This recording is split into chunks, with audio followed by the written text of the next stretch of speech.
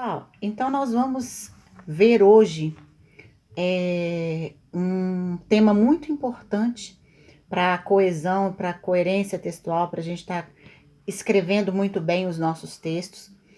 E são figuras de linguagem, a metonímia e a personificação, ok? Vamos lá, página 31 da nossa apostila. Como vimos ao longo do capítulo, o gênero mini-conto, ele está pautado na concisão e no uso de recursos que permitem ao texto maior expressividade. Tanto é que a gente conseguiu entender no mini-conto, quando a gente estava estudando a estrutura do gênero, todas as características, por mais que ele não falasse, não explicitasse algumas coisas, a gente conseguiu entender e interpretar tudo aquilo, tá? Nesse contexto, o uso de uma linguagem figurada torna-se essencial. Vamos agora conhecer mais duas figuras de linguagem, a metonímia e a personificação. Leia o miniconto a seguir e atente-se aos termos em destaque.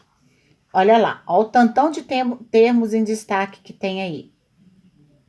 O escritório exigia-lhe, todo mundo acompanhando. Acompanha, Henrique, na apostila.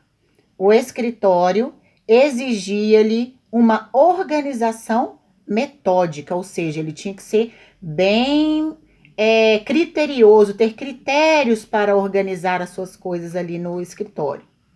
O coração e os comprovantes do cartão de crédito na carteira, gentilmente, dispensavam-lhe dessa obrigação. Então, o coração e os comprovantes do cartão de crédito na carteira, gentilmente dispensavam-lhe dessa obrigação. Olha lá, vamos tentar interpretar esse mini-conto. Você já estudou a respeito de sentido denotativo e conotativo, lembram disso? O que é sentido denotativo? A gente falou no bimestre passado. O que é sentido denotativo? É só você lembrar, de dicionário. Denotativo é o sentido real ou figurado da palavra? Real. Muito bem. E o sentido conotativo, então, vai ser o sentido figurado. Se eu falo para você assim, a manga da minha blusa está rasgada. Eu não sabia como falar, entendeu? Ah, entendi. Ok. Então agora você já gravou melhor. Quando eu falo para vocês assim, a manga da minha blusa está rasgada. A palavra manga, está no sentido figurado ou no sentido real dela? Real, então, é o sentido denotativo. Quando eu falo para vocês assim, você é um banana. A palavra banana, ela tá no sentido real ou figurado? Claro. Figurado. Real, né, Pro? Figurado. Por acaso alguém é uma banana? Eu sou um banano. Eu sou um banano. E aí o sentido figurado é o sentido conotativo. Lembra, o real sempre vai ser o que está no dicionário. Então, de dicionário, denotativo, sentido real. Tá bom? Bora lá. Nós vamos então pensar. Pensando nisso, responda. As expressões em destaque apresentam sentido conotativo ou denotativo? Conotativo. Conotativo. A expressão comprovantes do cartão de crédito aparentemente está no sentido denotativo, mas como representa algo, considera-se que está no sentido conotativo. Ok? Conotativo é sentido figurado. Está representando alguma coisa ali. Ok. Esse mini-conto parte de uma situação cotidiana e aproxima alguns termos de forma criativa. Levante hipóteses. Por que os elementos destacados estão relacionados pensando no sentido global do texto? Por que eles estão relacionados? Diante do trabalho metódico que um escritório pede, né? Você tem que ser metódico, você tem que ser organizado para um escritório andar bem. Qualquer escritório. O que acontece aqui? O personagem, ele consegue escapar dessa organização, dessa burocracia, através do coração. Olha lá. Sem organização e método, mas com sentimento, não é? A imagem dos comprovantes do cartão de crédito leva o quê? Leva a pensar o quê? Que o personagem comprou coisas por impulso, né? Por vontade apenas e não por necessidade. Conseguiram entender? Sim. Sim. E aí, ele deixou-se levar pelo coração. Já viu essa expressão? Que às vezes a gente se deixa levar pelo coração. Então, é nesse sentido. Ele muito provavelmente deve ter comprado, ó, pra você ver. Nada disso diz no miniconto, mas dá pra gente interpretar. Mesmo que seja só no provavelmente. Mas provavelmente seja isso mesmo, né? Que ele quis comprar, comprou por impulso, né? A questão aqui, quando ele fala do coração, que dispensa-lhe dessa obrigação. Os comprovantes do cartão de crédito. Ou seja, ele meio que extravasa fazendo essas compras desnecessárias, né? E deixando de ser racional para ser um pouco, tratar um pouco do emocional, do sentimental. Ok, gente? Viram quanta coisa a gente consegue interpretar num mini conto? Né? É por isso que nós usamos algumas figuras de linguagem exatamente para isso. O sentido figurado me faz viajar. Por exemplo, quando eu falo, você é um banana, o que eu quero dizer? Ou que ele é irresponsável, que ele é tonto, que ele não toma decisões, né? Que ele é uma pessoa que não... Enfim, é muita coisa que dá para interpretar quando eu uso uma linguagem figurada. Então, é mais ou menos nesse sentido aí que o texto está querendo levar a gente a refletir. Então, vamos lá para a página 32 agora. Então, no número 3 diz o seguinte: podemos dizer que os termos destacados no miniconto estão no lugar de outros que seriam mais óbvios, literais e com os quais estabelecem uma relação de sentido. A seguir, indique o que cada um dos itens está substituindo e representando. Nós temos aqui os termos e as expressões que aparecem no miniconto e depois nós vamos colocar o que cada um está substituindo, no sentido literal, tá? A palavra escritório, ela substitui? Ela fala do quê? Está substituindo, está querendo representar o trabalho, tá? Então coloquem aí nesse quadrinho trabalho. O que está substituindo em sentido literal? O trabalho. Agora, qual que é a relação de sentido entre os termos e as expressões? É o trabalho tradicional, o trabalho mecânico, né?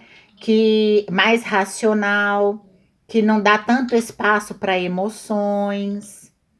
Então, você trabalha mais com o lado direito do cérebro, que é racionalidade, menos com o esquerdo, que são as emoções. Ah, tá bem, né, senhor Henrique? Já estamos dando continuidade aqui na página 32. Então, olha lá. Então, o que acontece? A gente faz um trabalho de forma mais racional. Então, o primeiro quadrinho, página 32, Henrique. Primeiro quadrinho, nós colocamos aí trabalho. No segundo quadrinho, trabalho racional, trabalho mecânico e mais tradicional. Ok? Trabalho mais mecânico, mais racional e mais tradicional. Agora, e coração? Tá querendo substituindo que termo no sentido literal? O coração tá no sentido de coração mesmo, esse que fica dentro do peito batendo? Não. Tá no sentido de emoções. Então, coloca aí emoção, né? O que está substituindo em sentido literal? Escreva, então, na frente de coração. Emoção.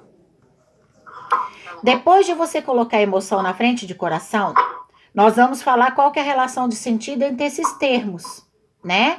E as expressões.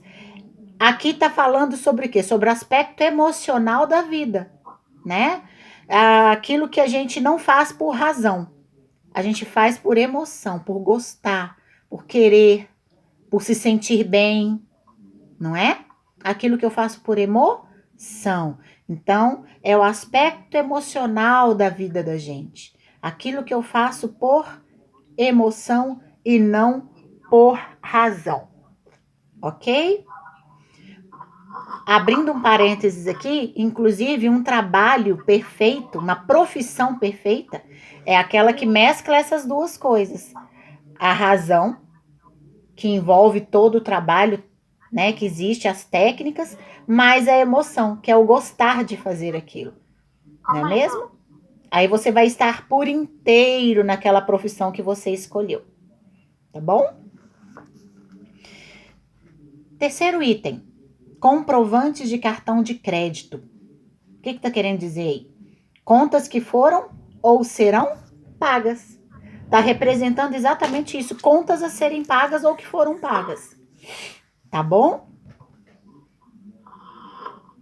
Conseguiram colocar, escrever? Tá. E a relação de sentido? Elementos concretos daquilo que resulta da emoção e não da razão, né?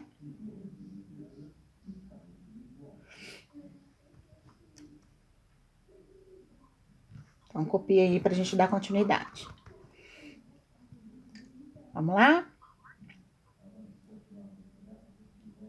Como você pôde observar, no miniconto foram usados termos que substituíram outros, e entre eles há uma relação de proximidade. Trata-se, assim, da figura de linguagem metonímia. O que eu quero que vocês façam agora? Peguem o marca-texto. Isso. E grifem para mim qual que é a definição de metonímia. Metonímia é a figura de... Oi? Posso ler? Pode.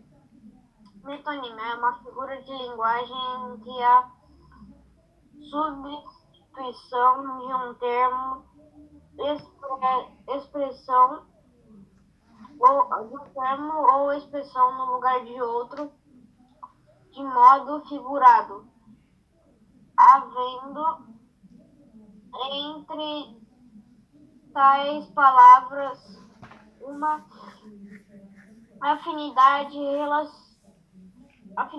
de relação de sentimento. De sentido, não sentimento.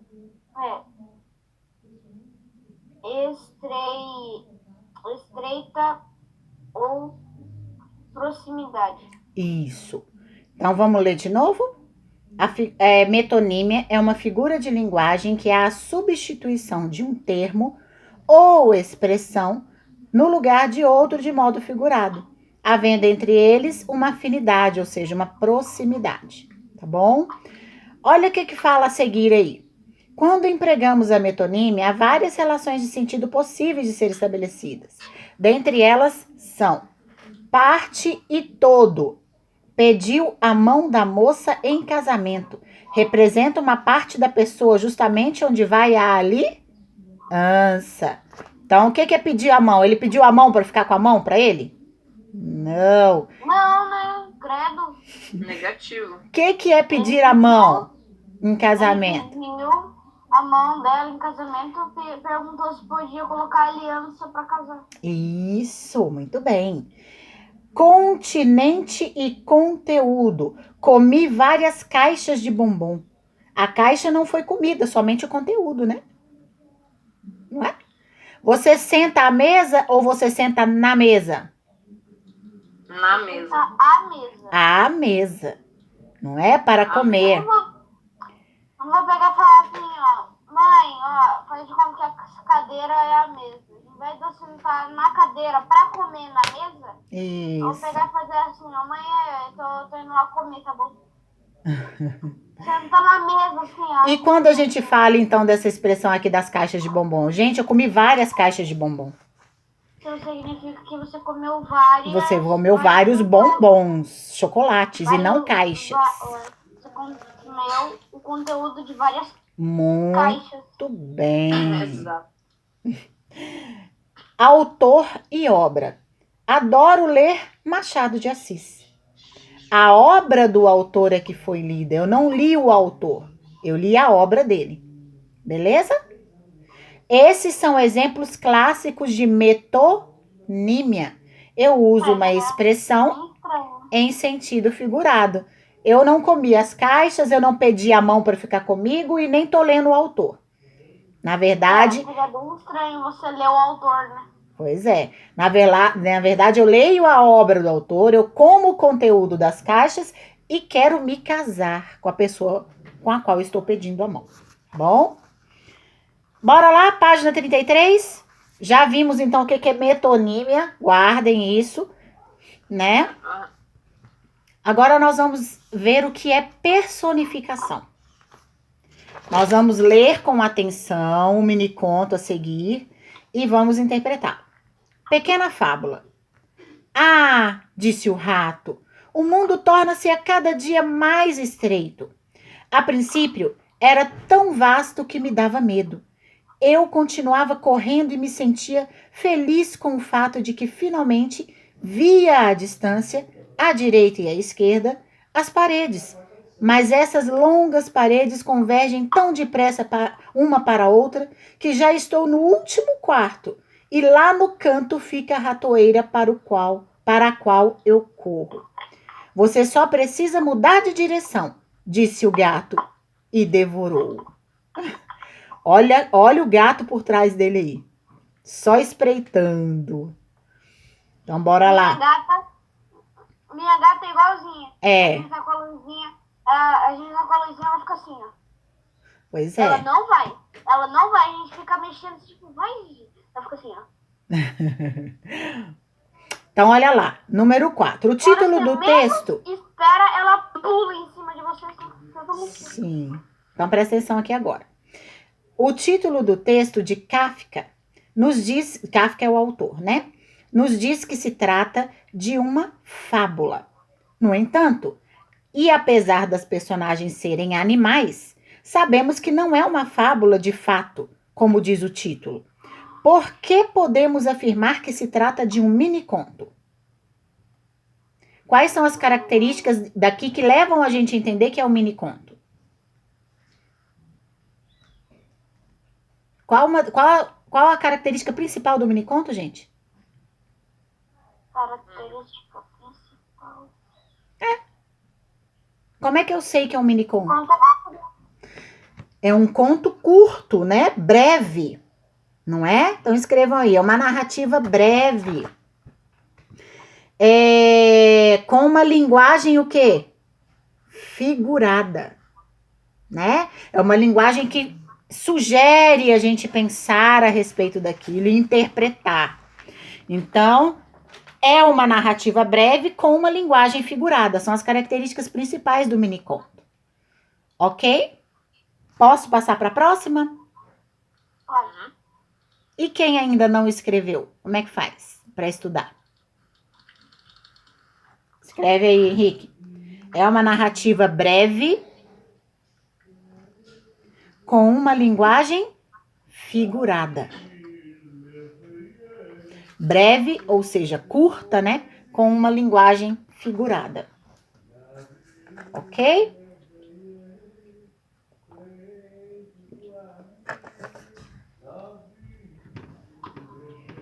Continuando. Número 5. O miniconto de Kafka apresenta narrador, observador e duas personagens. O rato e quem mais? O rato e quem? Quais são os personagens, gente? O gato.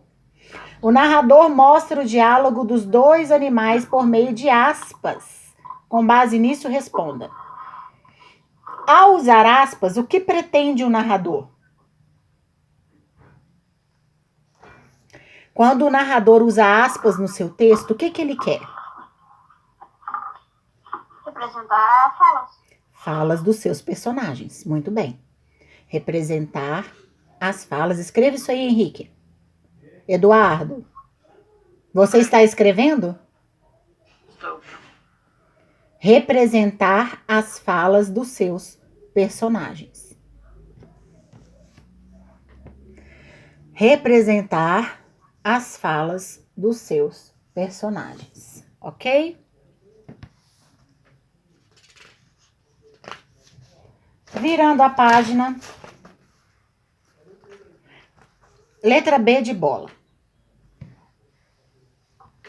O fato de que personagens como o rato e o gato falem pode ser encarado como algo que faz parte do cotidiano? Isso faz parte do nosso dia a dia? Claro que não, né, gente? Porque gato e rato não falam. Fala assim, a minha gata tava falando comigo até agora. Uhum, Ela tava... Nha, nha, nha, nha, nha. tá bom. Letra C. O que esses animais representam no contexto do miniconto? O que eles representam ali naquela história? Os personagens? Eles são os personagens, mas ao mesmo tempo, o que eles representam? Eles representam o quê? A relação de poder entre um e outro. Quem é que tem poder sobre quem ali? O gato sobre o rato. O gato sobre o rato. Na sociedade isso também acontece, não acontece? Então, essas relações de poder acontecem como acontece na nossa sociedade. Número 6. Agora nós vamos marcar algumas opções aí. Você já aprendeu que há uma diversidade de figuras de linguagem que podem ser utilizadas para diferentes finalidades textuais, inclusive com a finalidade estética, isto é, a fim de provocar algum efeito expressivo. Analise as frases a seguir e assinale aquelas que estejam corretas. Dar voz ao rato e ao gato implica dizer que agem como pessoas, como humanos? Quando ele dá voz a eles? Ele está querendo dizer que eles agem como pessoas e como humanos? Certo ou errado? Certo. Certo. É isso que ele quer colocar eles como pessoas ali. Dar voz ao rato e ao gato no miniconto implica usar a figura de hipérbole, ou seja, um exagero? Isso é hipérbole? Lembra que a gente aprendeu hipérbole no terceiro bimestre? Dar voz ao gato e ao rato é uma hipérbole? Eu Não. acho que é. Não, claro que não. Não. O que era hipérbole? Uma coisa que passa dos limites. É, tipo, eu chorei rios ontem à noite. Por acaso alguém chora rios? Não, isso é uma hipérbole. Eu tô exagerando no meu comentário. Nossa, eu já falei 300 vezes para vocês ligarem a câmera. Isso é uma hipérbole. Eu falei 300 vezes mesmo? Não, mas Não. minha câmera, eu tô carregando o celular, né, professora? Então tá. Dar voz ao rato e ao gato no miniconto implica personificá-los? Sim, eu tô querendo torná-los humanos. É o que a gente falou lá. A gente marcou a primeira e agora marcamos a terceira. Dar voz ao gato e ao rato no miniconto implica usar figura de linguagem comparação? Não, né, gente? Lembra que a gente falou de comparação também? Nada a ver. Número 7.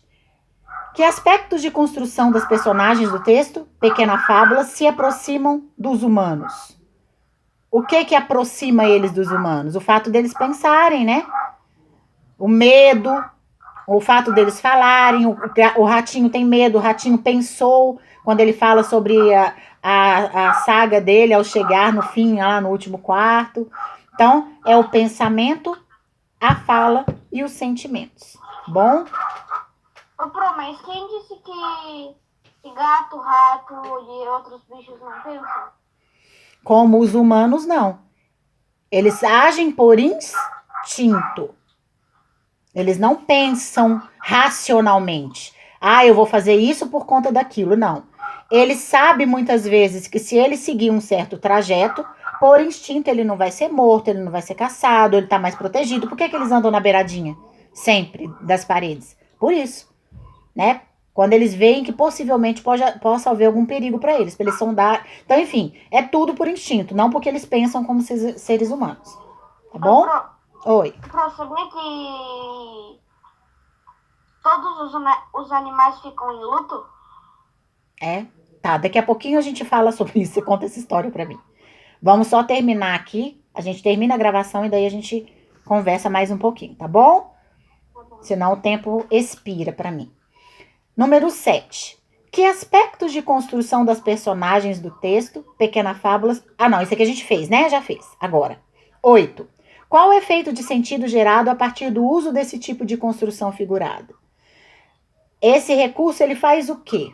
Ele traz pra gente uma surpresa, não traz? Um estranhamento. Poxa, gato fala, gato, o rato pensando desse jeito, muito estranho, diferente, né? E isso leva a gente a refletir sobre algumas questões, inclusive sobre as relações de poder que tem na nossa sociedade, tá? Mas gera esse estranhamento, porque gato e rato não falam, né? Mas estão levando a gente a refletir sobre algumas questões. Então, o que é personificação? Pega o marca-texto e grifa aí para mim.